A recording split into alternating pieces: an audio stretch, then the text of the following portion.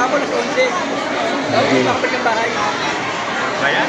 Kunin lahat yun, hindi Tao sa Palipay. Bago yung pandemya. Jam yan. Ay, naano, hingal ako ng pandemya. Hingal, bagay na sila. Ano po na?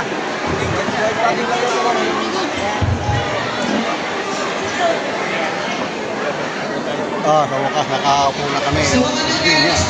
Baba lang ito. Habang kami naghintay dito. Ito yung ngayon sitwasyon ngayon sa pilihan ngayon dito sa Covert Court na Barangay Paliparan. Sa dami ng mga senior citizens, almost 12,000 senior citizens sa isang barangay lang.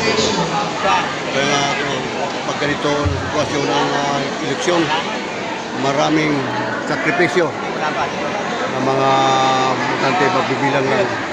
Pagpili lang ng isang mamumuno ng aming senior citizen, chapter president, ang vice president niya.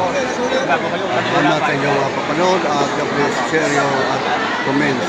Salamat.